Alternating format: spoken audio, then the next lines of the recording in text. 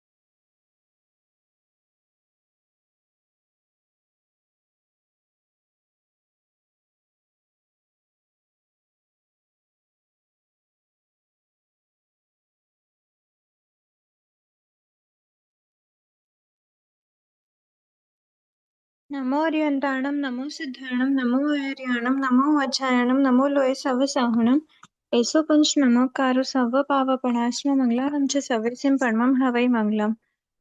अहो आचार्य भगवान, अहो उपाध्याय भगवान, आप श्री जी ज्ञान के महासागर हैं। आप हमें अप्रत्यक्ष अनुज्ञा पूर्वक आशीर्वाद प्रदान करें, जिससे हम इस अपूर्व ज्ञान को ग्रहण धारण एवं वितरण करने में समर्थ बने। आप श्री जी की महती कृपा होगी। सभी से सादर जय जिनेन्द्र। लास्ट क्लास में हमने उदय स्वामित्व स्टार्ट किया था। अच्छा, ये बंध स्वामित्व जो हमने किया था, इसमें साध्य अनादि प्ररूपणा में हमारी मतलब सभी प्रकृतियों के सभी अध्रुव बंधिनी प्रकृतियों के लिए, सॉरी ध्रुव बंधिनी प्रकृतियों के लिए, अध्रुव की तो एक साथ 73 की बात हमने करी दी है कि जितनी भी अध्रुव बंधिनी 73 प्रकृतियां हैं, उनमें सिर्फ साध्य और अध्रुव भंग घटित होता है। अनादिकाल से नहीं थी, ध्रुव रूप से नहीं बन रही थी, क्योंकि वो रुक रुक कर बंधती हैं। फिर हमने जितनी ध्रुव बंधिनी प्रकृतियां थी, उनमें ऐसे अलग अलग डिविजन्स किए हैं। उसका रीजन सिर्फ यही है, सभी प्रकृतियों में भंग तो एक जैसे ही घटित होता है। अनादि और ध्रुव तो है ही, क्योंकि वो ध्रुव बंधिनी है, लेकिन साध्य और अध्रुव भी होती हैं जब वो प्रकृतियां बंध विच्छेद के बाद पुनः बनना स्टार्ट होती हैं। तो उसमें साध्य और अध्रुव रूप से मतलब बंध विच्छेद होगा भव सिद्धि की अपेक्षा। तो इसमें हमने अलग अलग एक चीज आ गई ग्रुप, है अंदर। अलग अलग आ गई ग्रुप है। प्लीज म्यूट कीजिए। अलग अलग ग्रुप इस हिसाब से बनाए हुए हैं कि इन सभी का जो 14 प्रकृति हैं, ज्ञानावर्णी 5, अंतराय 5, दर्शनावर्णी 4, इन 14 प्रकृतियों का बंध विच्छेद एक साथ होता है। कहाँ पर होता है? तो 11वें से 10वें, 10वें में इनका बंध विच्छेद होता है, 10वें के अंतिम समय में। तो 10वें में प्रवेश करने पर अथवा काल करने पर चौथे, मतलब 11वें से जब वो 10वें या चौथे में आएगा, तो उस समय पे उनका प्रारंभ होता है। मतलब इसको यही समझना कि सारी प्रकृतियों का जो साध्य भंग है वो एक साथ ही एक ही समय पर घटित होगा। ये जो 17 प्रकृतियां हैं, इनका संज्वलन चतुष्क, वर्ण चतुष्क, निद्रा द्विक, ये सब तो ये बताया है कि अपने अपने बंध विच्छेद के पश्चात ये जो 17 है, संज्वलन चतुष्क में अपना बंध विच्छेद है, चारों का अलग अलग है। 9th गुण स्थान है लेकिन चारों का अलग अलग है। वर्ण चतुष्क 8th है, निद्रा द्विक 8th है, लेकिन ये 8th और ये 8th में भी डिफरेंस है। भय, जुगुप्सा, तेजस्वी, कार्मण शरीर, रघु लघु, ये सब क्या है, 8th वाले। अपने अपने बंध विच्छेद काल के अकॉर्डिंग जब वो बंध विच्छेद करने के पश्चात वो 11वें के बाद हमने सिर्फ देखा था कि ये जब शादी और शादी का भंग जब भी घटित तभी होगा जब ये प्रकृतियां उपशम श्रेणी वाले जीव के द्वारा बंध विच्छेद की गई होंगी। ठीक है, ये हुआ। उसके बाद फिर अनंतानुबंधी चतुष्क स्थानार्जित तृतीय सेकंड गुण स्थान की अपेक्षा है। जीव पहले अथवा दूसरे गुण स्थान को प्राप्त करने पर इन प्रकृतियों का बंध की आदि करते हैं और बंध में आदि भंग घटित होता है। इनकी आदि साथ में हो रही है। फिर उसके बाद फिर साथ में हो रही मतलब फर्स्ट या सेकंड में दोनों की बात चलती है। इनका बंध विच्छेद साथ में है, साथ मतलब एक ही गुण स्थान में। मिथ्यात्व वेदनी, मिथ्यात्व वेदनी का भी अलग से है, प्रत्याख्यान चतुष्क अलग से है। प्रत्याख्यान आवरण चतुष्क ये सिर्फ फर्स्ट गुण स्थान की अपेक्षा समझना है। और यहाँ पर प्रत्याख्यान चतुष्क 4 की अपेक्षा, ये 5th की अपेक्षा हो गया। ठीक है, बाकी सब प्रकृतियों में भंग सभी एक जैसा घटित होता है, बस डिफरेंस उनके ग्रुप करने में है।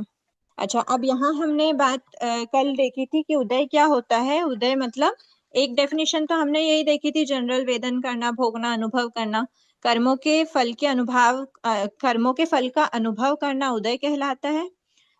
अथवा दो तरह की डेफिनेशंस बताई थी कि एक तो स्थिति क्षय, स्थिति उसकी कंप्लीट हुई प्रदेशों की तो वो बाहर निकल गए स्वभाव से, स्वभाव जितनी प्रदेश में स्थिति वो स्वभाव से निकल गई, स्वाभाविक रूप से निकल गई।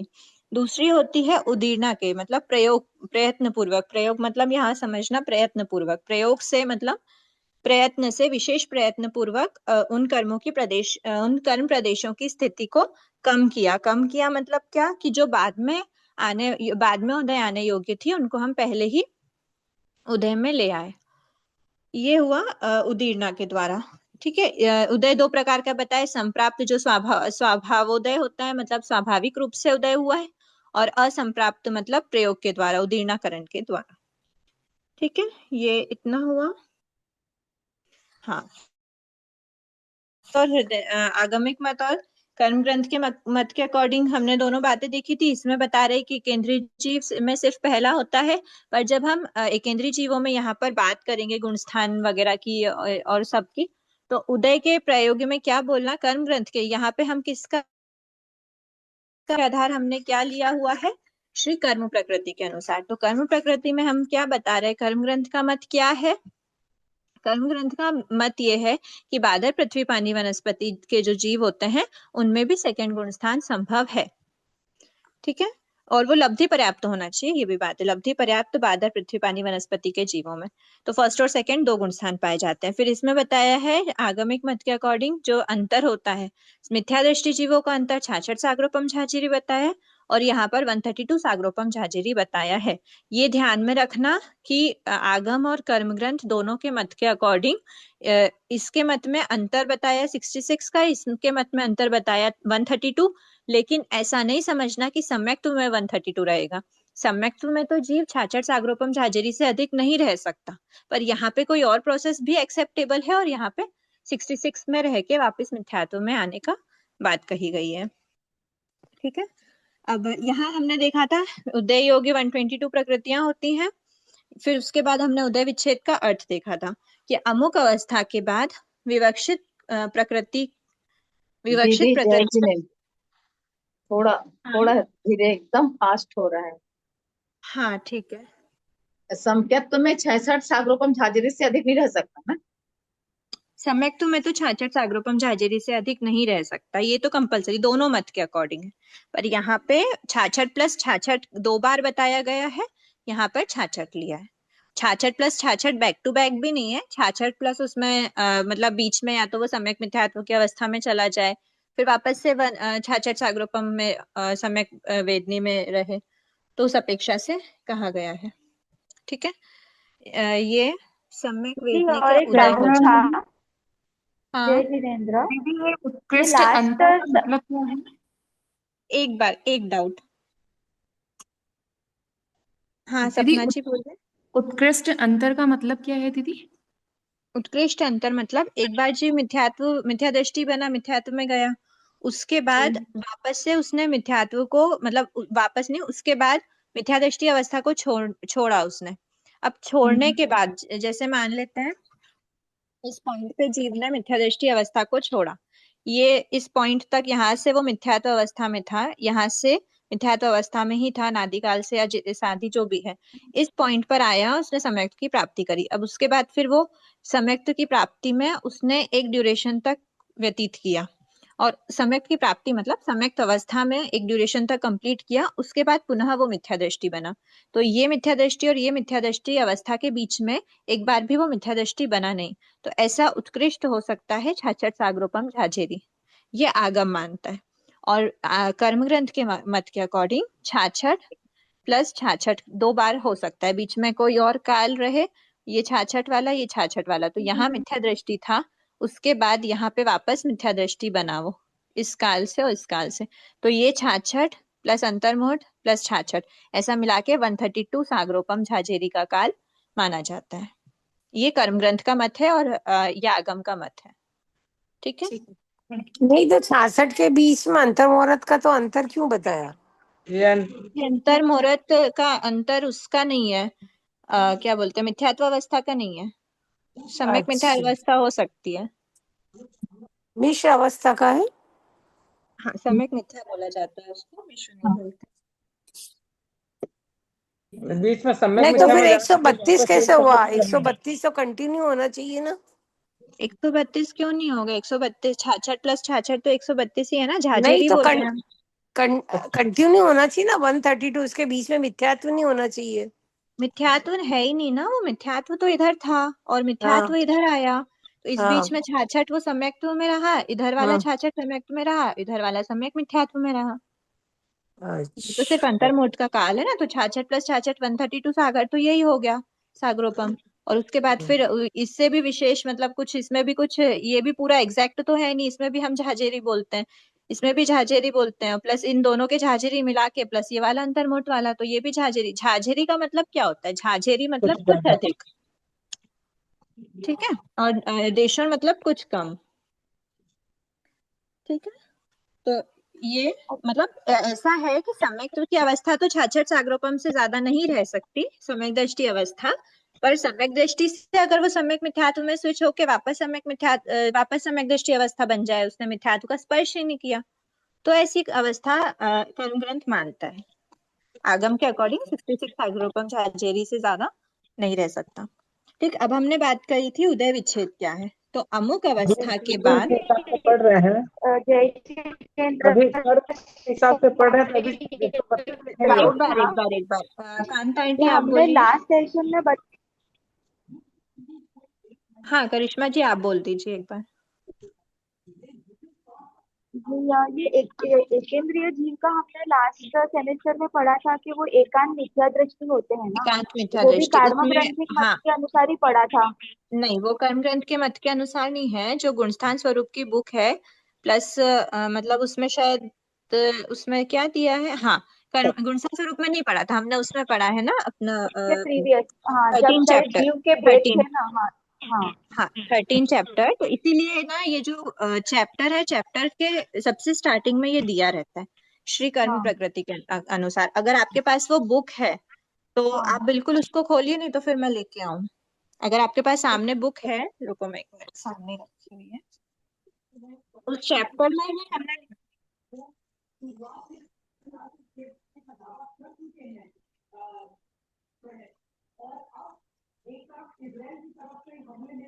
देखिए इस चैप्टर में हमने क्या बताया है, 13 चैप्टर आगम व ग्रंथों के अनुसार, हमने इसमें आगम का प्रमाण पहले लिया है। इस द्वार का वर्णन मुख्यतः आगम के आधार से किया गया है, जिस विषय का उल्लेख नहीं है उसमें हमने कर्म ग्रंथ का मत यूज किया है। बाकी ये मोटे मोटे रूप से हमने आगम के मत की ही बातें करी है इसमें, इसीलिए इस अपेक्षा से हमने मिथ्या दृष्टि जीव में तिर्यंश के वो भेद लिए हैं एकेंद्री वाले एकांत मिथ्या दृष्टि। ठीक है, ओके ओके। इसीलिए यहाँ पर ये क्लियर कर दिया है कि वो जो लिया हमने आगम के मत के अनुसार लिया, और आगम के मत में एकेंद्रीय जीव में पहला गुण स्थान होता है।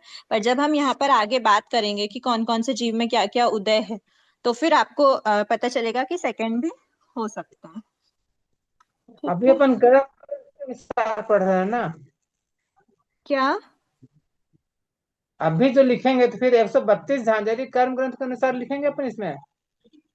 ये कर्म ग्रंथ के अकॉर्डिंग, ये चैप्टर कर्म ग्रंथ के अकॉर्डिंग लिया गया है। अच्छा ठीक, ओके। हाँ अब इसमें एक पॉइंट हमने उदय विच्छेद का देख लिया था। उदय विच्छेद मतलब क्या, कि जिस समय उदय विच्छेद है उस समय तो उसका प्रकृति का उदय है, उसके अगले समय में नहीं है, उसके अगले समय और उसके आगे नहीं है। ठीक है, ये 12वें गुण स्थान के अंतिम समय में है, अतः 12वें के अंतिम समय तक ज्ञानावर्णी का उदय है, और अंतिम समय के नेक्स्ट समय जो 13th गुण स्थान का पहला समय होता है, तब जीव के वो नहीं होता है, ज्ञानावर्णी वगैरह का उदय नहीं होता। ठीक है, सेकंड बताया हुआ है कि जो कषाय वेदनी की 16 प्रकृतियां हैं, उनमें संज्वलन लोभ का उदय, ठीक है, संज्वलन लोभ का उदय कैसे होता है, तो बताया कि उसमें 2 टाइप बताए हैं। बादर संज्वलन लोभ का उदय तो 1 से 9 तक होगा, लेकिन सूक्ष्म संज्वलन लोभ का उदय सिर्फ 10वें गुण स्थान में होता है। फिर अब आपसे पूछेंगे कि 15 कषाय जो है, क्रोध मान माया और बाकी अनंतानुबंधी का लोभ, अप्रत्याख्यान का, प्रत्याख्यानावरण का, ये वाला जो लोभ है उसको कहाँ मानना, तो उसको सिर्फ बादर ही मानना, उसका सूक्ष्म रूप में उदय होता ही नहीं है। अगर सूक्ष्म रूप में किसी कषाय का उदय होता है तो सिर्फ और सिर्फ संज्वलन लोभ का उदय होता है। ठीक है, इसीलिए उसका सिर्फ 10वें गुण स्थान में मानना, बाकी 9th गुण स्थान तक बादर कषाय का ही उदय होता है। शेष 15 कषाय बादर रूप में ही उदय में आते हैं। यदि बंध की अपेक्षा विचार किया जाए तो जीव कषाय वेदनी की सभी 16 उत्तर प्रकृतियों का बंध बादर रूप में ही करते हैं। बादर रूप में मतलब क्या, कि जब जीव ने क्रोध मान माया लोभ का बंध किया, तो आप पूछोगे कि इसका बंध सूक्ष्म वाले का किया कि बादर वाले का किया, तो सूक्ष्म और बादर दोनों अलग अलग डिफ्रेंसिएशन नहीं होता। अगर आप अनंतानुबंधी का बंध कर रहे हो, मतलब आप बादर अनंतानुबंधी का ही बंध कर रहे हो, और अगर आपने मान लो संज्वलन लोभ का बंध किया, तो आप बादर संज्वलन लोभ का ही बंध करोगे। फिर सूक्ष्म संज्वलन लोभ का उदय कैसे आ गया, प्रश्न खड़ा हो रहा है ना, कि अगर हमने बंध तो बादर का ही किया, बादर रूप में ही उदय में आने वाले संज्वलन लोभ का हमने बंध किया था, जब वो उदय में आया तो 9th तक तो बादर अवस्था में ही आया, 10th गुण स्थान में सूक्ष्म संज्वलन लोभ का उदय कैसे हुआ। किसी के पास है आंसर?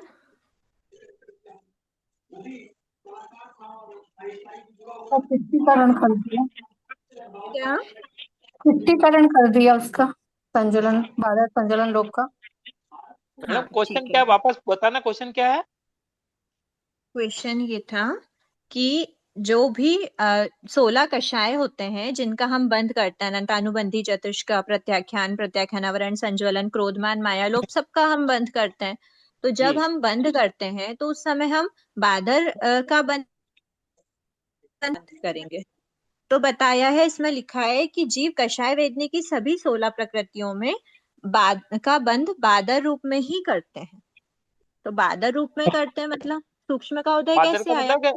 मतलब संजय लोभ के अलावा, एक्सक्लूडिंग संजय लोभ है ना, सूक्ष्म वाले के अलावा बाकी सारे उसी में माना जाएगा बादर में, ऐसा जो आपने पहले बताया था। हाँ, सभी बादर में है। संज्वलन लोभ का अगर बंध किया तो बादर अवस्था रूप मतलब बादर के रूप में ही किया। फिर हाँ सूक्ष्म संज्वलन वाला लोभ रहेगा, का उसमें उदय सूक्ष्म कैसे रहेगा। हुआ? फिर 10th सूक्ष्म गुण स्थान में जिस लोभ का उदय आया उसका हमने बंध कब और कैसे किया था, ये प्रश्न है कि ये सूक्ष्म कहाँ से आया फिर। तो सूक्ष्म में 10वें गुण तक रहता है ना मैडम। हाँ, 10वें तक उदय रहता है, 10वें तक नहीं रहता, 10वें में ही रहता है। हाँ 9वें तक 10वें बादर, के लास्ट समय तक रहता है। हाँ, 10वें के पहले समय से 10वें के लास्ट समय तक। हाँ हाँ, बस उसके बाद ये अपना ये भी खत्म हो जाता है। हाँ, वो तो ठीक है, खत्म हो जाता है, पर वो उस लोभ का या उस कषाय का तो हमने बंद ही नहीं किया, हमने बंद तो बादर का किया था। तो सूक्ष्म लोभ का उदय कैसे आया, ये प्रश्न है। 10वें में कसाय नहीं है इसलिए।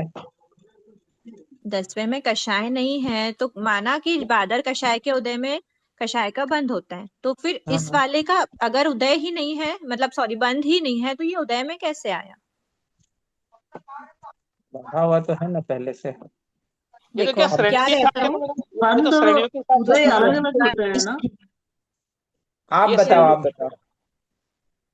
बंद अलग होता है, उदय अलग होता है। आपने बताया ना, बंद और उदय एक साथ नहीं लेना है, तो वो बंद का विषय मैंने था, ये उदय का। मैंने ये तो बोला बंध और उदय एक साथ नहीं लेना, बंध का विषय उदय के समय नहीं लेना, लेकिन उदय किसका आ रहा है, जिसका बंध हो रहा है उसी का ही तो उदय आ रहा है ना। हमने सिर्फ सम्यक हाँ वेदनी सम्यक मिथ्यात्व वेदनी दो ही प्रकृतियों के लिए बोला है कि इनका विथाउट बंध उदय संभव है। बाकी 120 प्रकृति का अगर बंध हो रहा है तो उनका उदय हो रहा है। दो हाँ प्रकृतियों का बंध नहीं हो रहा पर उदय हो रहा है, तो सिर्फ दो के लिए हमने बोला। अब 120 में तो हमारा संज्वलन लोभ भी है। अब संज्वलन लोभ का उदय अगर आया है तो किस वजह से आया, उसका बंध किया था तभी तो उदय आया, पर हमने बंध तो बादर का किया था, फिर लोभ सूक्ष्म का उदय कैसे आया। तो इसके लिए सबसे पहली बात तो आपका यहाँ नोट दिया गया है, विशेष जानकारी के लिए श्रेणी का अध्ययन अपेक्षित है। दूसरी बात मैं आपको शॉर्ट में बता देती हूँ कि श्रेणी में क्या होता है। जब भी उपशमक श्रेणी शपक श्रेणी की बात होती है ना, तो 9th गुण स्थान में जीव एक प्रोसेस करता है, और उसमें क्या मतलब वो प्रोसेस का नाम है किट्टीकरण। किट्टीकरण एक प्रोसेस होती है कि वो 10th गुण स्थान में जितने भी लोभ के मतलब उदय में आने वाले हैं, हमने जो देखो, जैसे एक बार मैं सिंपल भाषा में बोलती हूँ कि जो मिथ्यात्व वेदनी था, मिथ्यात्व वेदनी का हमने बंध किया था, ठीक है। सम्यक वेदनी, ये दोनों है, सम्यक वेदनी और सम्यक मिथ्यात्व वेदनी, इनका उदय कैसे आता है। तो हम बोलते हैं कि मिथ्यात्व वेदनी का हमने बंध किया था, उसके ही प्रदेशों में हमने क्या करा, कुछ विशुद्धि। गड़बड़ गड़बड़ काम किया, विशुद्धि करी, हाँ मतलब उनकी सफाई करी, इन्हीं प्रदेशों के साथ कुछ खिलवाड़ किया, और वो हमारा ये दोनों रूप में आए उदय में, बराबर। अब संज्वलन लोभ जो बादर वाले का हमने क्या किया था, बंद किया था, ठीक है। बादर का हमने बंद किया था, उस समय पे हमने उसके प्रदेशों को संज्वलन लोभ की प्रकृति डाली थी, बादर संज्वलन लोभ की।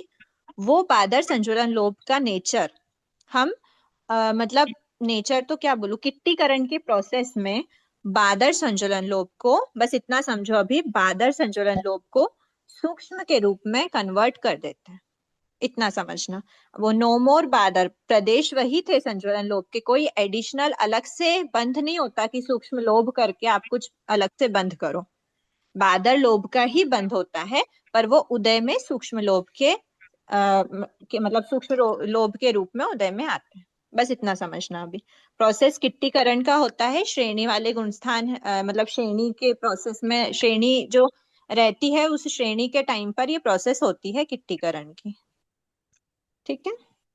बाकी वो क्या है सब बात की बातें, अभी बस इतना ही समझना। क्वेश्चन हमारा ये था कि जब हम सूक्ष्म संज्वलन लोभ का बंध ही नहीं करते, बादर का ही बंध करते हैं, तो फिर उदय में कैसे आया।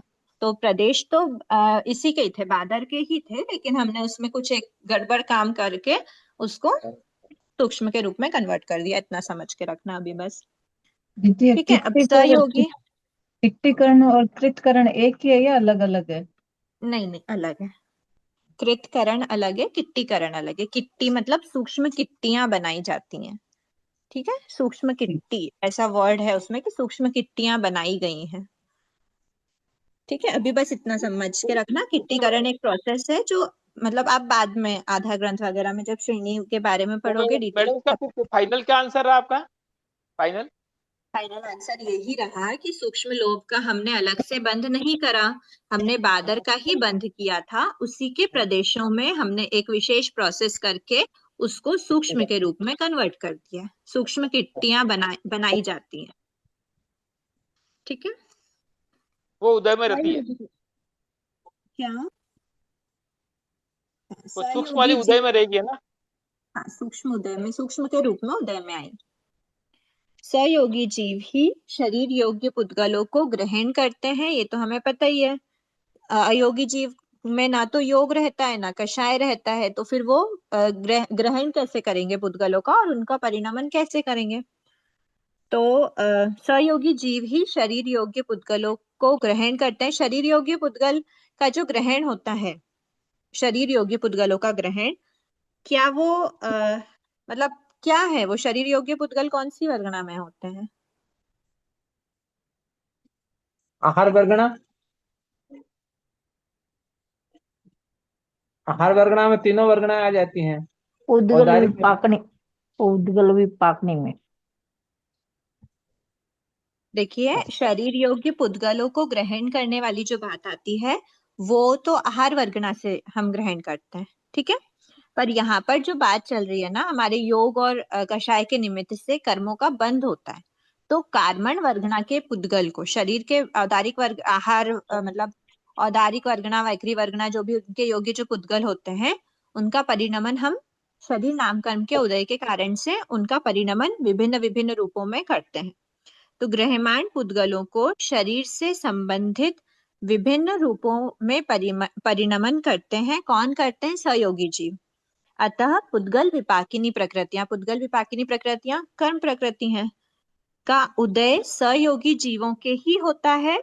अयोगी जीवों के किसी भी पुद्गल विपाकिनी प्रकृति का उदय नहीं होता। ये पॉइंट आपको बताना चाह रहे हैं, बस यही बता रहे हैं कि सहयोगी जीव में पुद्गलों को, क्योंकि पुद्गल विपाकिनी का काम क्या है? शरीर योग्य पुद्गल को ग्रहण करके परिणमन करना, बराबर। हाँ। जो हम उच्छ्वास के पुद्गल, श्वासोच्छ्वास के योग्य पुद्गल होते हैं, आहार वर्गणा में से लेते हैं वो, पर उनको परिणमन करने का कार्य अगर हो रहा है तो क्या वो पुद्गल विपाकिनी प्रकृति है?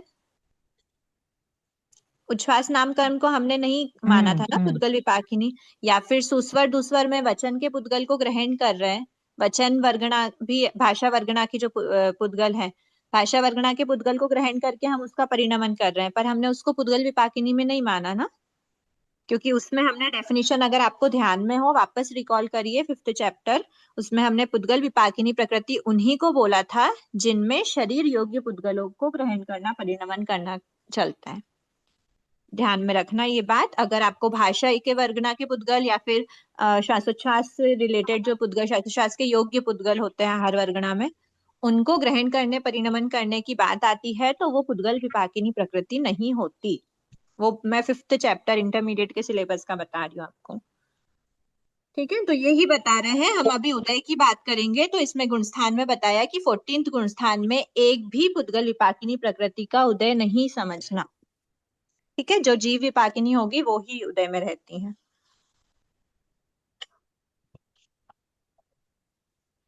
जीव विपाकिनी के साथ साथ और कौन सी रह सकती है? आप लोग अगर एक बार रिकॉल करना चाहें, जब हमारी ये बात आई है तो हम उसको भी ले लेते हैं ना। 4 टाइप की कौन कौन सी बताई थी हमने?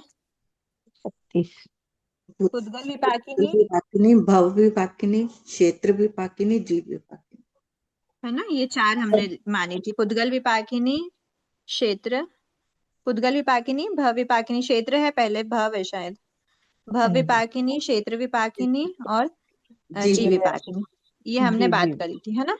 अब पुद्गल विपाकिनी प्रकृतियां तो हमने बोल दिया कि 14th में ये रहेंगी ही नहीं, ठीक है, कोई भी प्रकृति नहीं रहेगी। जीव विपाकिनी का मैंने कहा कि जीव विपाकिनी कुछ प्रकृतियां रहती हैं उदय में। अब भव विपाकिनी और क्षेत्र विपाकिनी में गैस करिए, भव विपाकिनी कौन सी थी? चार आयु थी। नरकायु, और क्षेत्र, एक बार मेरा क्वेश्चन कंप्लीट हो जाने दीजिए, फिर आप लोग आंसर, एडवांस में आंसर दे देते हो तो सबका उपयोग नहीं लग पाता। हमको ये ही सबको साथ में लेके चलना है। सब साथ में लेके चलेंगे ना तो सबका दिमाग खुलेगा, सबका सबकी अनुप्रेक्षा होगी, सबका उपयोग लगेगा, ठीक है। मैं इसलिए स्टेप बाय स्टेप में पूछ रही हूँ। भव विपाकिनी में क्या थी? 4 आयुष थी। क्षेत्र विपाकिनी में क्या थी? 4 आनुपूर्वी थी, ठीक है। आनुपूर्वी का उदय 14 गुण स्थान में हो सकता है क्या? आनुपूर्वी क्या होती है? विग्रह गति में इधर से उधर जाते हुए उदय होता है उसका, ठीक है। तो 14 गुण स्थान में तो ये उदय पॉसिबल ही नहीं है। नहीं। 4 आयुष्य में से हमें पता है 14 गुण स्थान में कौन सा जीव पहुंचता है? ओनली मनुष्य ही पहुंचता है। मनुष्य। मनुष्य के कौन सी आयु का उदय होगा? ओनली होता मनुष्य आयु का। ठीक है, तो 14th गुण स्थान में कुछ जीव विपाकिनी प्रकृतियां और मनुष्य आयु। बाकी क्रॉस क्या करना, ना तो इनको काउंट करना, ना इनको काउंट करना, और ना ही इसमें से 3 आयु को काउंट करना। ठीक है, एक ही आयुष्य होगी जो 14th गुण स्थान में होगी। अब कितनी उदय होता है, कितना क्या रहता है, ये हम आगे देखते हैं। एक बार वापस बोलिए ना, क्या समझ में नहीं आया पूरा क्लियर ये। हमने 4 टाइप के देखे थे ना, पुद्गल विपाकिनी प्रकृतियां, भव विपाकिनी, क्षेत्र विपाकिनी और जीव विपाकिनी। तो हाँ। जितनी भी पुद्गल विपाकिनी प्रकृतियां थी सब 14वें गुण स्थान में नहीं बनती। क्यों नहीं बनती? क्योंकि वो शरीर संबंधित मतलब शरीर के योग्य पुद्गल को ग्रहण करती, परिणमन करती हैं, और सहयोगी जीव ही उनको ग्रहण परिणमन करेगा। अभी उदय की बात ठीक है, चल तो रही है। उनमें वो उदय होता ही नहीं है। हाँ। पुद्गल विपाकिनी प्रकृति के उदय से, यहाँ हम उदय की बात कर रहे हैं। ठीक है, जब पुद्गल विपाकिनी प्रकृतियों का उदय होता है तभी जीव पुद्गलों को ग्रहण करके उसका परिणमन करता है। अब मान लो वज्रशव नारद सहनन का उदय है, तो वज्रशव नारद सहनन का उदय अगर हम 13 गुण स्थान में बता रहे हैं तो 13 गुण स्थान में औदारिक के पुद्गल को ग्रहण करके वज्रशव नारद सहनन के रूप में परिणमन करेगा वो, बराबर। 14th में अगर हम उदय बता दे, वज्रशव नारद सहनन का उदय 14th में अगर हम बता दे तो क्या होगा? क्या वो शरीर के पुद्गल को ग्रहण करके वज्रशव में कन्वर्ट कर पाएगा? नहीं कर पाएगा। क्यों नहीं कर पाएगा? क्योंकि सहयोगी जीव ही ऐसा पुद्गलों को ग्रहण करना, परिणमन करना, उनके योग ही एक्टिव नहीं है। मन वचन काया के योग एक्टिव नहीं होते हैं अयोगी जीव के, इसीलिए पुद्गल विपाकिनी तो हटा देते हैं। जीव विपाकिनी में कुछ रहेंगी। ठीक है, कौन कौन सी है, कौन सी नहीं है, वो हम बाद में बात करेंगे। भव विपाकिनी और क्षेत्र विपाकिनी। क्षेत्र विपाकिनी में 4 अनुपूर्वी होती हैं। अनुपूर्वी का उदय कब रहता है? विग्रह गति में रहता है, इसीलिए ये 14वें गुण स्थान में होंगी नहीं, क्योंकि 14वां गुण स्थान विग्रह गति का गुण स्थान नहीं है। विग्रह गति के कौन कौन से गुण स्थान है? 1 से 13। 1 2 4 1 2 पहला, दूसरा, चौथा और छठा, साथ में के एक संख्या भाव। पहला, दूसरा और चौथा। दूसरा, चौथा, 13वां और 14वां। 13वां और विग्रह गति का सातवां नहीं है। 13 छठा और पहला, दूसरा, चौथा। 1 2 छठा 4 सातवां भी नहीं है। आप संयत अवस्था में विग्रह गति नहीं कर सकते हो। छठा सातवां नहीं होते। विग्रह गति का सबसे स्टार्टिंग में इसी में ही था, किसमें था? सबसे स्टार्टिंग में गुण स्थान स्वरूप में था। चौथे तक ही है क्या? चौथे तक ही है? हाँ जी, पहला दूसरा चौथा। पहला चौथे तक नहीं बोलना, पहला, दूसरा और चौथा। तीसरे में विग्रह गति नहीं हो सकती। अच्छा, तीसरे गुण स्थान में रहते हुए काल नहीं करते ना। हाँ, ना बंद हो तो ना पाल। ठीक है, तो अनुपूर्वी 14 गुण स्थान, जो 14 की हम बात करते हैं ना, जो आप लोग कंफ्यूज हो गए हो 1 2 4 13 और 14, तो ये क्या है? या अनाहरक अवस्था है। इन अनाहरक अवस्था में से ये 3 तो विग्रह गति वाली अवस्था है, ये केवली समुद्घात वाली अवस्था है, और ये अयोगी अवस्था होने से अनाहरक है। ऐसा डिविजन है। 1 2 4 13 14 सभी विग्रह गति है, ऐसी बात नहीं है, सभी अनाहरक है, और 1 2 4 विग्रह गति की अपेक्षा अनाहरक है। तो दीदी ठीक है, प्रमत्त वापस अवस्था टॉपिक में पे आते विग्रह हैं। गति क्यों नहीं होती? क्या प्रमत्त अवस्था में विग्रह गति क्यों नहीं होती? प्रमत्त अवस्था में ही तो है, 4 1 2 4 तो प्रमत्त है। अप्रमत्त में? अप्रमत्त में नहीं होती। अप्रमत्त संयत अवस्था होती है। संयत अवस्था में विग्रह गति नहीं होती। जैसे ही आपका इस भव का आयुष्य पूर्ण होता है और आपकी जो चारित्र होता है वो इहभविक ही होता है, मतलब आप परभव में चारित्र को साथ में नहीं ले जाते, वो तो वो ठीक है। अविरत हो जाता है, चाहे वो श्रावक हो या फिर संयत हो। काल करते ही वो अविरत हो जाता है। ठीक। तभी तो बताया कि मनुष्य काल करेगा वो अगले, जैसे ही इस भव की जब आयु, हमने क्या देखा आयुष्य कर्म में, जब हम बात कर रहे थे मूल कर्म की हमने बात कही थी। वापस से साध्य अनादि प्ररूपणा का उदय देख लेते हैं मूल कर्म की अपेक्षा। आयुष्य में क्या बोला था हमने? आयु क्या उसको मूल कर्म की अपेक्षा सादी बताई थी या फिर अनादि बताई थी? आयुष्य कर्म का उदय अनादि अनादि। अनादि बताई थी ना, मतलब अनादि काल से आयुष्य कर्म का उदय चल रहा है बिना रुके। बिना रुके मतलब क्या हुआ कि इस भव की आयु एंड यहाँ पर हो गई है, ठीक है। तो अगले भव से अगले शुरू ही होगी। समय से परभव की आयु स्टार्ट हो जाती है। तो हम्म, क्या अगले ही समय हर जीव अपने दूसरे भव में चला जाता है? नहीं जाता ना। हो सकता है कि वो एक भव मतलब एक समय, दो समय और तीसरे समय में जाके अगले भव में जाए। तो ये उसकी 3 समय की विग्रह गति हो गई। विग्रह गति में भी तो उसकी आयुष्य स्टार्ट हो गई ना। तो कौन सी आयुष्य स्टार्ट? यहाँ मनुष्य आयु अगर छूटी है तो कौन सी स्टार्ट हो गई? देव आयु स्टार्ट हो गई। देवता में गुण स्थान कौन सा होता है? 4th होता है मैक्सिमम। उनमें छठा सातवां हो सकता है क्या? नहीं। नहीं हो सकता ना। तो विग्रह गति में हम छठा सातवां बोल ही नहीं सकते। हुआ क्लियर? हाँ हो गया। हम आगे चौथा गुण स्तर इस अपेक्षा से लिया है। हाँ, इस अपेक्षा से विग्रह गति में चौथा गुण स्थान लेते हैं। कोई भी जीव अगर काल करके समग्र अवस्था में काल करके चौथे में ही जाता है तो वो कैसे समझना? वो ऐसे ही समझना कि बस इस भव की आयु एंड हुई, अगले भव उसके देव आयु हो जाएगी स्टार्ट। क्योंकि सम्यक दृष्टि अवस्था में जीव काल करे तो देव आयु में ही, मतलब सम्यक दृष्टि जीव ने अगर आयुष का बंध किया था, अगले भव में वो देव आयु में उत्पन्न होना है, तो इस भव के वो छोड़ करके और जो भी है उसकी श्रावक अवस्था हो या संयत अवस्था हो, कोई भी अवस्था, श्रेणी की अवस्था, कुछ भी हो, उसका मनुष्य भाव छूटते ही देवायु स्टार्ट हो जाती है। ठीक है। अब हम वापस से फिर अपने सारी जो भी प्रकृतियां हैं उन प्रकृतियों के बारे में क्रम से बात करते हैं। सबसे पहले हम बात करते हैं मिथ्यात्व वेदनी की। ठीक है। मिथ्यात्व वेदनी का उदय कहाँ है? अपने आप बता सकते हैं आप। उदय योगी गुण स्थान क्या है? पहला गुण स्थान पहला। ठीक है। मिथ्यात्व वेदनी का उदय के कारण ही जीव मिथ्या दृष्टि फर्स्ट गुण स्थान में रहता है। फिर अगली इसमें हम बात करेंगे आतप की। आतप का क्या मानना? आतप का गुण स्थान कौन सा है? पहला ही, ओनली पहला है। ठीक है। ओनली पहला क्यों बताया? कि शरीर पर्याप्ति से पर्याप्त बादर पृथ्वी कायिक में ही उदय होता है। ठीक है। क्या बोला? शरीर पर्याप्ति से पर्याप्त। जैसे जीव यहाँ पर आया, देखो अब यहाँ प्रश्न ये उठता है कि आतप क्या है। सबसे पहले ये समझना, आतप क्या है? एकेंद्रीय प्रायोग्य है। एकेंद्रीय प्रायोग्य है ना।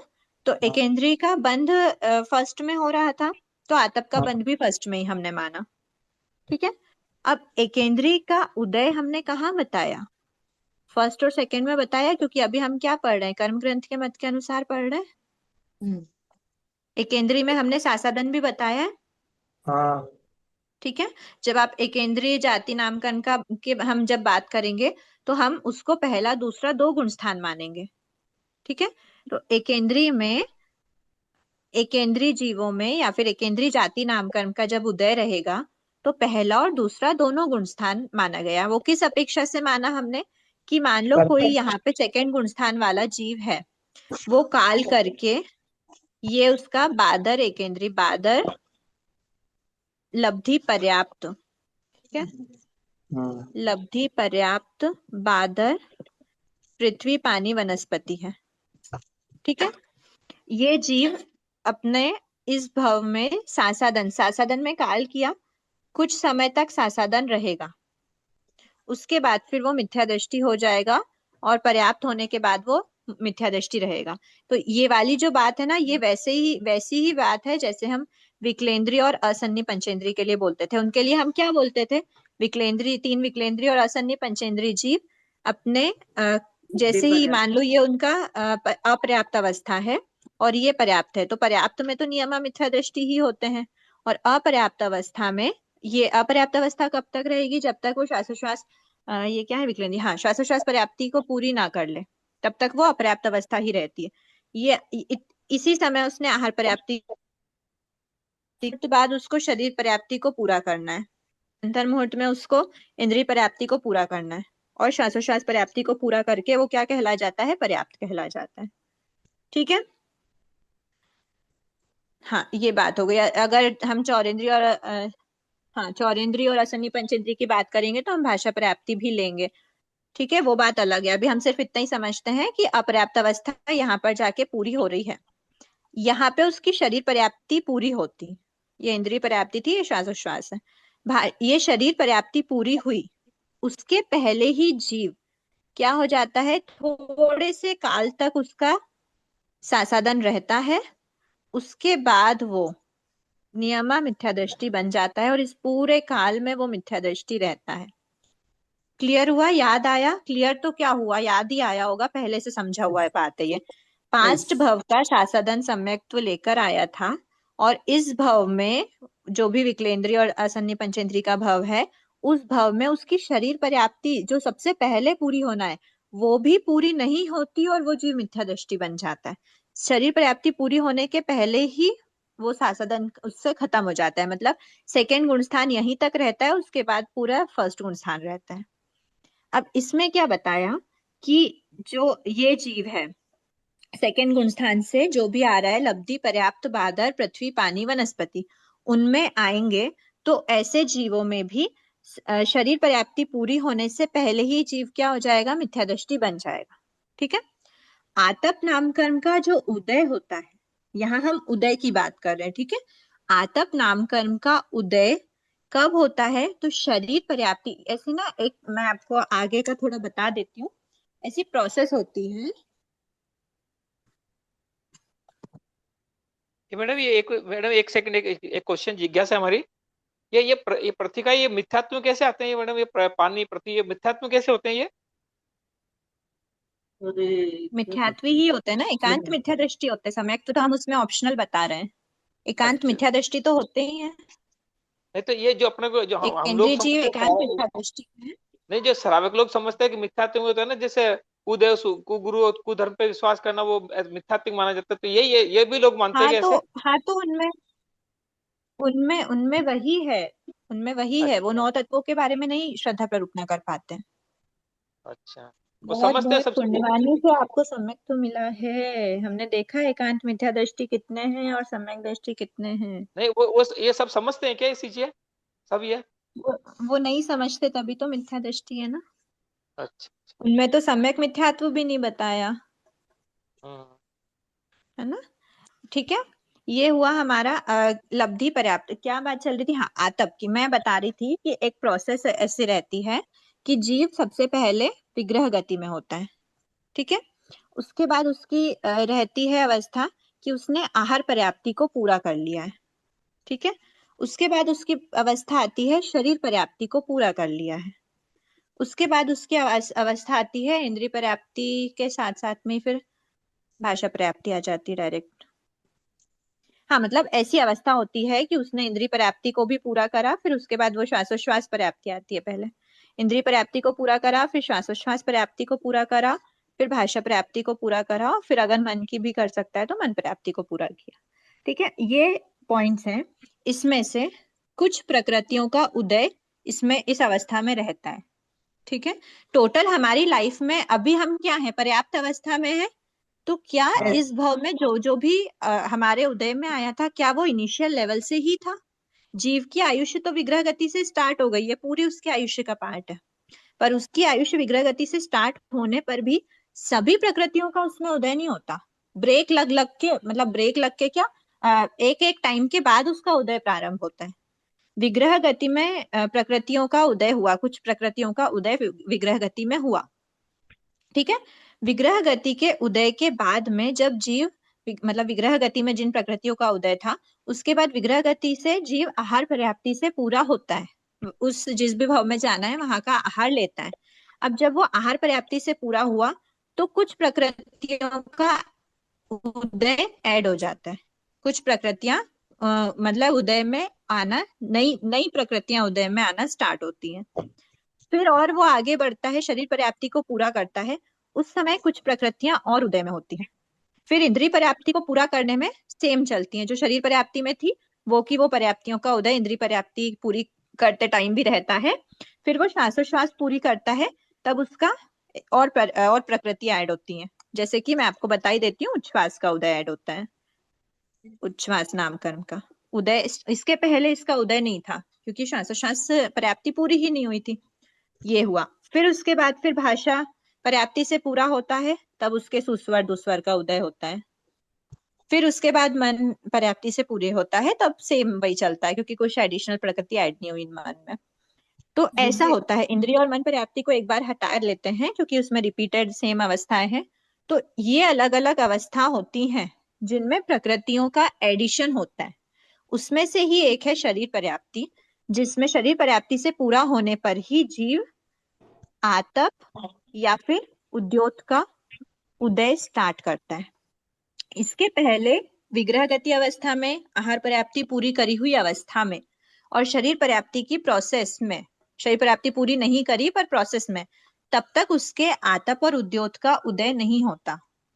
ठीक है, तो ये ध्यान में रखना कि ये जो आतप और उद्योत का उदय होता है वो शरीर पर्याप्ति से पूरी होने के बाद ही होता है। और जीव शरीर पर्याप्ति से पूरी होगा तब तक तो वो जीव मिथ्या दृष्टि बन जाएगा। जो हम एकेंद्रिय और तीन विकलेंद्रिय और असन्नी पंचेंद्रिय की बात कर रहे हैं, सांसाधन लेके आया था, सेकंड गुण स्थान में था, विग्रह गति में सेकंड गुण स्थान में था, आहार पर्याप्ति से पूरा हुआ तब तक सेकंड में था, और आहार से शरीर के बीच में उसका एक पॉइंट ऐसा आया कि जब तक तो सेकंड में था, लेकिन इसको पूरी करने से पहले ही वो सेकंड को छोड़ के फर्स्ट में आ गया। तो जब वो शरीर पर्याप्ति से पर्याप्त हुआ, उसके आतप नामकरण का उदय हुआ, तब वो क्या था? मिथ्या दृष्टि था। क्लियर हुआ? Yes yes. तो इसीलिए बोला, क्या समझेंगे? क्या आहार पर्याप्ति में क्या समझेंगे? जब वो आहार पर्याप्ति मतलब उस जगह जाकर उस जगह का आहार लिया। जैसे विग्रह गति में, हाँ मैं वही बताती हूँ, विग्रह गति में क्या होता है, विग्रह गति में गोपांग नामकरण नहीं होता, इनका उदय नहीं होता, क्योंकि अगर इनका एक बार शरीर का ही ले लेते हैं, अगर शरीर औदारिक शरीर नामकरण का उदय हो गया तो औदारिक के रूप में, मतलब औदारिक योग्य जो पुद्गल है उनको ग्रहण करके परिणमन स्टार्ट हो जाएगा। पर विग्रह गति में तो होता ही नहीं है, वो तो जाते हैं आहार पर्याप्ति से पूरी हुई, आहार पर्याप्ति से एक ही समय में पूरी हो जाती है आहार पर्याप्ति। मतलब जिस समय ये विग्रह गति से आता हुआ जीव जिस समय पर उस भव का आहार स्टार्ट कर देता है। आहार लेना मतलब क्या? अगर वो देवता या नैरेत बना है तो वैकरी के पुद्गलों का वो ग्रहण करेगा। वैकरी के पुद्गल उसने ग्रहण किए तभी तो हम बोलेंगे कि वो उसने पहला आहार लिया। वैकरी के पुद्गल ग्रहण कर रहा है, या एक बार मनुष्य की बात कर लेते हैं, औदारिक से सिंपल रहेगा। मनुष्य भव उसका था, अभी तक वो विग्रह गति में था, तब तक उसका शरीर नहीं था। जैसे मनुष्य भव में आया तो वो औदारिक के पुद्गल को ग्रहण करना स्टार्ट करता है, मतलब उसी समय पे वो ग्रहण करता है। औदारिक के पुद्गल ग्रहण क्यों करे, मतलब कैसे करे? क्योंकि उसके औदारिक शरीर नामकरण का उदय आया। औदारिक शरीर नामकरण का उदय आहार पर्याप्ति से पूरी होने पर आया, उसके पहले विग्रह गति में नहीं था। ठीक है। और जब तक विग्रह गति में नहीं था तब तक उसका शरीर भी नहीं बना था, क्योंकि उसने शरीर के पुद्गल ग्रहण ही नहीं करे थे तेजस कार्बन शरीर को छोड़कर। ठीक है, ये वाली प्रोसेस आप लोग आगे पढ़ोगे, ये सिर्फ मैंने आपके एक्सप्लेनेशन के हिसाब से बताई थी कि जब आतप का उद्योत आया, क्योंकि अगर मैं आपको सीधे सीधे बोल दूं कि आप ये रट लो शरीर पर्याप्ति से पर्याप्त जीवों में ही आतप का उद्योत होता है और ये साधन उसके पहले ही खत्म हो जाती है, तो आपको शायद कॉन्सेप्ट उतने अच्छे से नहीं बैठ पाता जितना इस चीज से बैठा कि ये 6 अलग अलग प्रोसेस होती हैं, 5, जिसमें आतप उद्योत का उदय कब होता है? शरीर पर्याप्ति से पर्याप्त अवस्था में, और वो अवस्था आते आते जीव मिथ्या दृष्टि बन जाता है। इसीलिए सेकंड गुण स्थान, अब देखो एकेंद्रीय जाति है तो एकेंद्रीय जाति का जो उदय है ना वो विग्रह गति से ही स्टार्ट हो जाता है। जब इसकी जो प्रकृतियां आप पढ़ोगे ना उसमें आपको पता चलेगा कि एकेंद्रीय जाति है, तिर्यंच गति है, उसका उदय इसी समय से विग्रह गति से ही उसके स्टार्ट हो गया। लेकिन जब वो विग्रह गति में था तब वो सेकंड गुण स्थान में था, तो एकेंद्रीय जाति तिर्यंच गति सेकंड गुण स्थान में थी, उनका उदय सेकंड में था, पर आतप का उदय नहीं था। आहार पर्याप्ति से पर्याप्त हुआ तब तक भी एकेंद्रीय जाति गति वगैरह का इसका सेकंड गुण स्थान जब तक था तब तक उसका एकेंद्रीय जाति तिर्यंच गति सबका उदय था। पर जब आतप उद्योत का उदय आया तब तक जीव मिथ्या दृष्टि बन गया था। क्लियर हुआ? मैडम एक मिनट समझो, एक मिनट थोड़ा सा इसमें विग्रह गति और एक दूसरी गति होती है ना, एल शेप में जाती है, वो सीधा जाके फिर तिरछी जाती है, सीधी जाती है, वो यही गति है क्या विग्रह गति? जो एल वाली होती विग्रह गति मतलब मोड़ वाली गति, और दूसरी मोड़ वाली होती है नहीं है। रिजु गति। रिजु गति मतलब हाँ ये मोड़ वाली गति, मतलब मोड़ वाली हाँ तो क्या, यहाँ पे रिजु गति से जाए या विग्रह गति से जाए जो भी है, यहाँ बस हाँ इतना बता रहे हैं कि जब तक आहार नहीं लिया है तब तक की अवस्था बताई है। जी चलो जी। अब हम बात करते हैं आतप का। आतप का देख लिया हमने, ओनली फर्स्ट गुण स्थान है, इसमें हमने सेकंड क्यों नहीं लिया वो क्लियर हो गया। हाँ ठीक है, अब हम अगली प्रकृतियों की बात करते हैं। सूक्ष्म त्रिक। सूक्ष्म त्रिक का उदय, सूक्ष्म त्रिक में क्या आएगा, सूक्ष्म, उसके बाद आता है साधारण, उसके बाद आता है अपर्याप्त। ठीक है, ये तीन प्रकृति एक साथ आती है। इसके पहले क्या रहता है, स्थावर रहता है ना। तो स्थावर रहता है, स्थावर, सूक्ष्म, साधारण और अपर्याप्त। ठीक है, ये चार हम एक साथ बात करते हैं। लेकिन इसको क्या समझना, स्थावर क्या है, एकेंद्रीय, इसमें भी स्थावर का उदय है। अगर किसी जीव में, कोई एग्जाम्पल मानते हैं, कोई एक जीव है जिसका नाम ए है, वो ए जीव क्या है, सेकेंड गुण स्थान में आने वाला जीव है ना। सेकेंड गुण स्थान में जिस एकेंद्रीय की बात करते हैं वो एकेंद्रीय कौन है, लब्धि, पर्याप्त, बादर, पृथ्वी, पानी, वनस्पति। बराबर, सेकेंड गुण स्थान में आने वाला जीव क्या माना हमने, लब्धि, पर्याप्त, बादर, पृथ्वी, पानी, वनस्पति। ठीक है, अब वो जो जीव है उसका नाम है ए। अब इस ए जीव में क्योंकि वो पृथ्वी, पानी, वनस्पति है तो एकेंद्रीय जाति का उदय होगा। बराबर है, इस ए जीव में एकेंद्रीय जाति का उदय होगा बिकॉज वो पृथ्वी, पानी, वनस्पति है। क्लियर नहीं हुआ क्या? एकेंद्रीय जाति का उदय है क्योंकि वो पृथ्वी, पानी, वनस्पति है। बादर, बादर किसने डिसाइड किया, पृथ्वी, पानी, वनस्पति तो एकेंद्रीय जाति ने डिसाइड किया। एकेंद्रीय जाति का उदय है मतलब पृथ्वी, पानी, वनस्पति है, मतलब एकेंद्रीय जाति का उदय, वाइस वर्सा। बादर बना किसने डिसाइड किया, नामकरण। बादर नाम कर्म ने। ठीक है, लब्धि पर्याप्त है किसने डिसाइड किया, पर्याप्त नाम कर्म ने। ठीक है, ये तीनों पॉइंट्स होंगे तो ही वो जीव सेकंड गुण स्थान में होगा। बराबर, अगर वो एकेंद्रीय जाति है तो स्थावर नाम कर्म होगा। पक्का है ना, त्रस्त तो नहीं होगा एकेंद्रीय जाति में, नहीं नहीं नहीं होगा।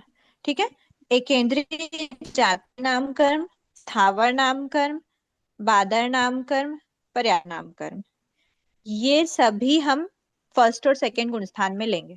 लेकिन स्थावर की बात तो हमने कर दी। जैसे आतप, आतप में क्या था, आतप होना चाहिए पर्याप्त को। ठीक है, लब्धि पर्याप्त को, वो चलो आतप वाली बात तो शरीर पर्याप्ति से, पर्याप्त से रिलेट करते हुए होती है, वो बात हमने हटा दी कि एकेंद्रीय जाति होने के बाद भी आतप का उदय है, पर कब होता है, वो पर्याप्त अवस्था में होता है, और जो सेकंड है वो अपर्याप्त अवस्था का है। अब इसमें क्या होना चाहिए, अगर वो लब्धि पर्याप्त है, पर्याप्त नामकर्म है, मतलब अपर्याप्त नामकर्म का उदय नहीं होगा सेकंड गुण स्थान में। ठीक है, बादर है तो बादर क्या है, सूक्ष्म, सूक्ष्म का उदय नहीं होगा, बादर का अपोजिट है सूक्ष्म, सूक्ष्म का उदय भी सेकंड में नहीं होगा क्योंकि बादर वाले का ही उदय होता है।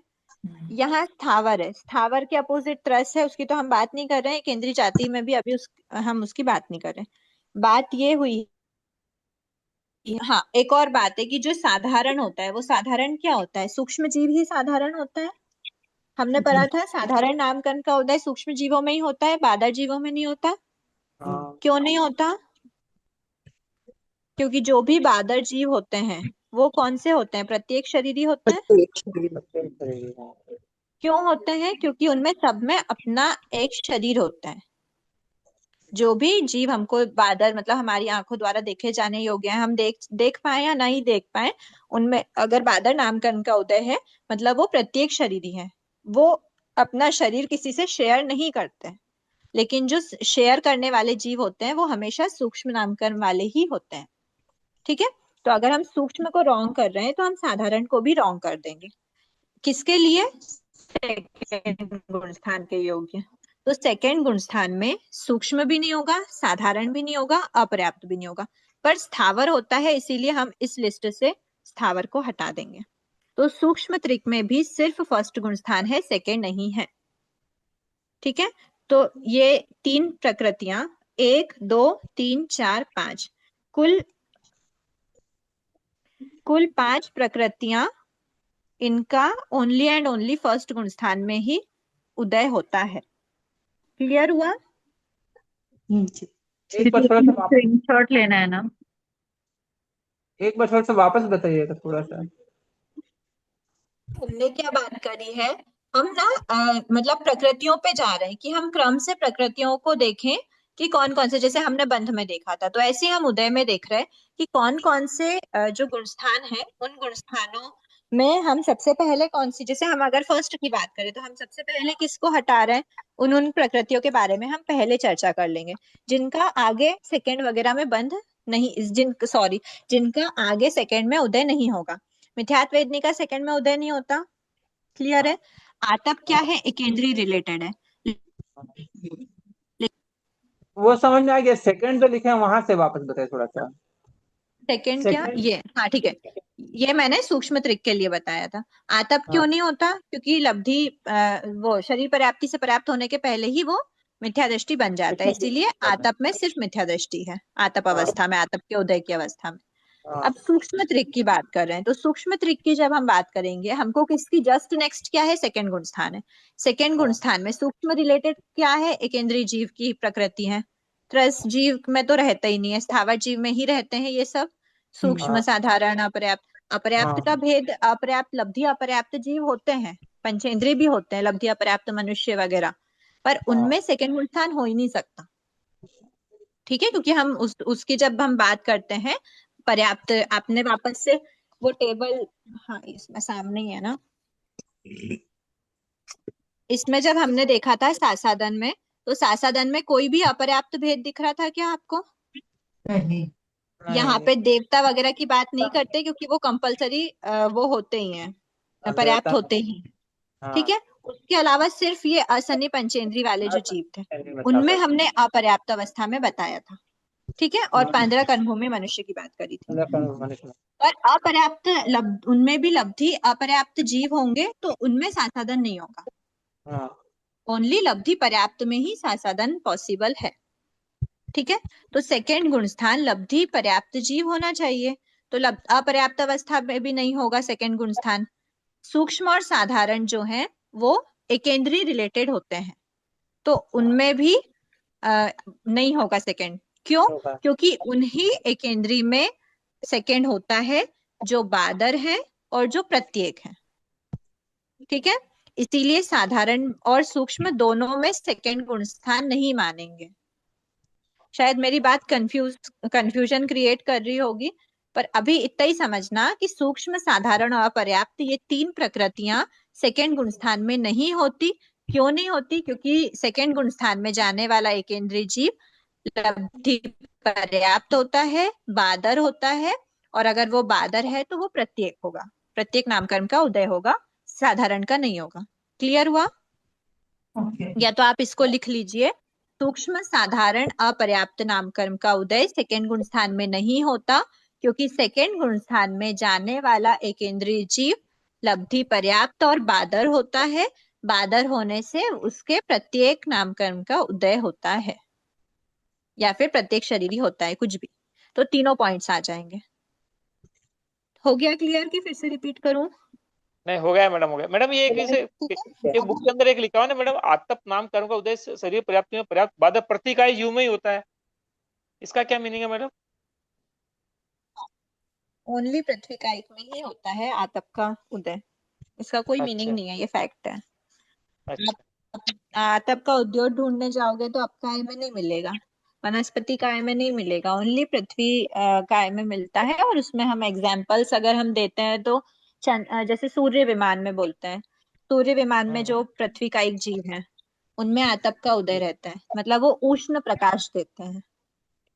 एक एग्जाम्पल हम लेते हैं। ठीक है, जी।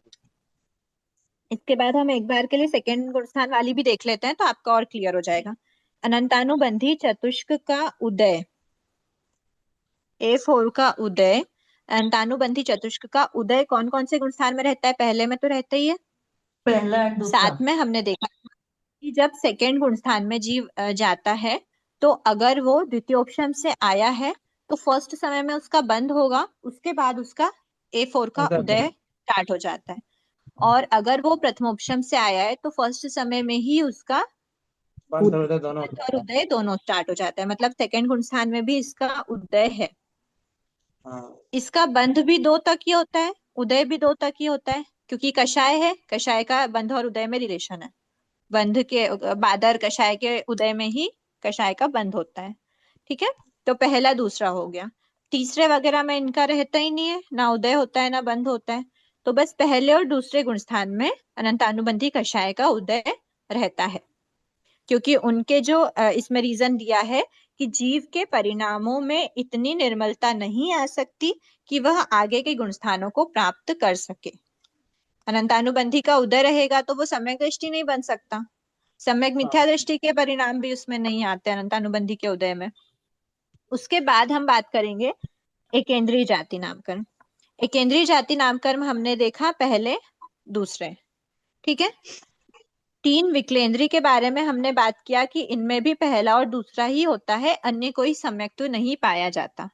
ठीक है, असन्नी पंचेंद्रीय जो है उसके लिए भी हम बोलते हैं कि पहला और दूसरा ही रहता है। ठीक है, लेकिन असन्नी पंचेंद्रीय कोई एक प्रकृति नहीं है। पंचेंद्रीय जाति नामकर्म एक कॉमन प्रकृति है जिसमें सन्नी और असन्नी दोनों जीव समावेश हो जाते हैं। तो एकेंद्रीय जाति नामकर्म और द्विंद्रीय जाति नामकर्म, 3 विकलेंद्रीय उसको ऐसे नहीं लिख सकते। एकेंद्रीय जाति नामकर्म, द्विंद्रीय जाति नामकर्म, त्रिंद्रीय जाति नामकर्म और चतुरिंद्रीय जाति नामकर्म, इसको बोलते हैं जाति चतुष्क। जाति चतुष्क का उदय फर्स्ट और सेकंड गुण स्थान में ही, ठीक है, इसके आगे नहीं होता। पंचेंद्रीय का उदय कहाँ तक होता है? अपने उपयोग से बताना। चलो अच्छा, नामकर्म है ना, तो वैसे तो 14 तक पूरे ही बोलेंगे पंचेंद्रीय जाति नामकर्म। 14 तक है। 14 तक ही रहता है ना। हाँ, उदय 14 तक है। हाँ, उदय 14 तक है। उद्गल विपाकिनी होती तो 13 तक बोलते। ठीक है, ये हुआ ऐसे, ये हो गई हमारी कितनी, 1 2 3 4, 4 प्रकृति, 4 + 4। उसके बाद इसी से रिलेटेड क्या है, स्थावर है ना। एकेंद्रीय का हमने 1 और 2 में बताया, तो स्थावर भी यही खत्म कर दे। इसके ऊपर सारे त्रस नामकर्म के उदय वाले ही होंगे, तो स्थावर का भी पहले दूसरे में ही होता है। तो 4 + 4 + 1 कितनी हो गई, 9 प्रकृति। इन 9 प्रकृतियों का उदय पहले और दूसरे गुण स्थान में ही होता है। ठीक है, तो ये 9 प्रकृति तक हमने दूसरे गुण स्थान तक देख लिया। एक लाइन और बची है तो तीसरी भी बता देती हूँ। सम्यक मिथ्यात्व वेदनी का उदय ओनली एंड ओनली थर्ड में होता है। यहाँ तो पहला दूसरा बोल रहे थे, पर यहाँ पर सिर्फ और सिर्फ थर्ड गुण स्थान है, एक ही गुण स्थान में इसका उदय रहता है। ठीक है, बाकी और विशेष कुछ नहीं है कि थर्ड के बाद उस और प्रकृति का मतलब उदय विच्छेद हो, ऐसा कुछ नहीं है। ठीक है, तो इसमें सिर्फ एक ही प्रकृति है थर्ड गुण स्थान में जिसका थर्ड में ही उदय रहता है, बाकी कहीं नहीं रहता।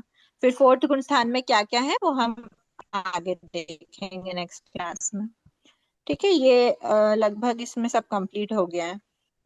हाँ, इसमें यही दिया है आपको टिप्पणी में कि आगम के मत के अनुसार हम क्या पढ़ रहे हैं यहाँ पर, एक उसका मत पढ़ रहे हैं कर्म ग्रंथ का। इसीलिए हमने जाति चतुष्क मतलब एकेंद्रीय और जाति चतुष्क की पूरी बात नहीं करती हूँ मैं, एकेंद्रीय और स्थावर इनमें पहला और दूसरा माना। अगर यही बात आगम के मत के अनुसार कहनी होती तो हम एकेंद्रीय जाति नामकर्म और स्थावर का उदय सिर्फ पहले में बताते। आगमिक मत के अनुसार एकेंद्रीय जाति नामकर्म और स्थावर नामकर्म के उदय वाले जीवों में सासाधन सम्यक्त्व संभव नहीं है, एकांत मिथ्या दृष्टि ही होते हैं, उनमें पहला गुण स्थान ही होता है। ठीक है, क्लियर हुआ है? मैडम गुण स्वर के क्वेश्चन नहीं भेजे आपने अभी तक, क्वेश्चन आंसर गुण स्वरूप किताब के। हाँ, मैं करती हूँ कोशिश फिर से सेम रिप्लाई। हाँ नहीं तो भूल जाएंगे फिर अभी मैडम वापस क्वेश्चन हम लोग। क्वेश्चन ना असल में क्वेश्चन बनाने पड़ते हैं। क्वेश्चन ऐसे पहले से होते तो मैं कब के आपको दे देती। क्वेश्चन बनाने का मेरे पास टाइम नहीं मिल पा रहा है क्योंकि मेरी भी अभी आपसे पहले शायद आपकी तो और बाद में होगी, मेरी एग्जाम 26 अप्रैल को ही है, तो थोड़ा सा चीजें कोई बात वो कोई करके कोई बात चलनी पड़ रही है ना। कोई बात। ठीक, आज क्लास इतना ही रखें। और किसी की कोई डाउट है क्या? दीदी हमारी एग्जाम कब है? ठीक है, आज जुलाई। आपकी आंटी ने कहा था कि सेकेंड टर्म अप्रैल एंड में या फिर मई फर्स्ट वीक में होने की संभावना है। उसमें गुणस्थान स्वरूप और ये बुक पूरी रहेगी। ठीक है, तो आज अप्रैल क्लास और इतनी मई में रख। रेडी किया है, अब जुलाई वो में मेरे नहीं हाथ में होगी होता मेरा। तो क्या बात थी, मेरे हाथ में होता तो मैं आपकी एग्जाम्स जून में रखती ताकि आप अच्छे से पढ़ाई करें। ठीक है, अभी इतना ही रखते हैं आज क्लास। अहो आचार्य भगवान, अहो उपाध्याय भगवान, आपकी कृपा से जो ज्ञान हमने जो सीखा ज्ञान है, हमने सीखा है वह ज्ञान हमारे भीतर विनय की अभिवृद्धि करे, सहनशीलता का विकास करे, सरलता को बढ़ाए, हम निष्पृह बने, अनासक्त बने, पांचों इंद्रियों पर विजय प्राप्त करें और शीघ्र ही परम वितरागता को प्राप्त करें। हमसे हुई अविनय साधना के लिए क्षमा कर। आप सभी से भी क्षमा याचना। जय जिनेंद्र। जयेंद्र शर्मा। जय जिनेंद्र, जय जिनेंद्र।